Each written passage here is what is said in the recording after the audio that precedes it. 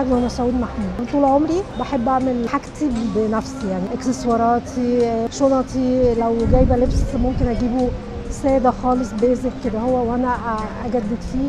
بحب اعمل ريسايكلينج للحاجه بتاعتي، الحاجه ممكن تبقى قديمه بقى لها فتره اطلعها واجددها.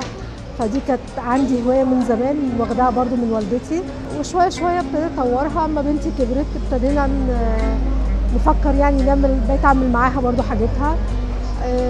من فتره كده قلنا ليه لا ما نبتدي نعمل الحاجه دي ونبقى يعني يبقى مشروع نبتدي فيه انا وهي، وكروشيه تريكو اي حاجه ونعمله.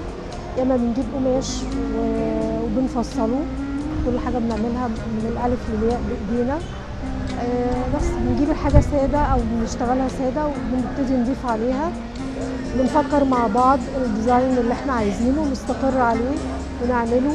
لان انت بتبقى عايز تعمل حاجه تبقى بيرفكت في النهايه، حاجه مميزه، حاجه مش منتشره، حاجه مش معمول منها كتير، فبتقعد تعمل مره واتنين.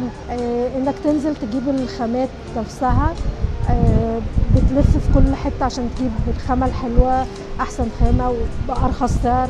انا ببتدي اعمل الحاجه، لو حاجه تتشغل كروشيه انا اللي بعملها، لو حاجه بتتفصل انا بفصلها. يعني انا بعمل الحاجه الاساسيه كخياطه كشغل كده، وبنتي بقى بتبتدي هي يعني نستقر انا وهي على الديزاين اللي احنا عايزينه، هي بتنفذه وانا ببقى معاها. بجيب قماش خيش او كتان او جلد، ممكن بجيب خيوط كروشيه تريكو، بجيب الخيوط دي. بجيب بقى الحاجات اللي بزين بيها الشنطه، اذا كانت بقى فصوص ستراس ورود، يعني شرايط التزيين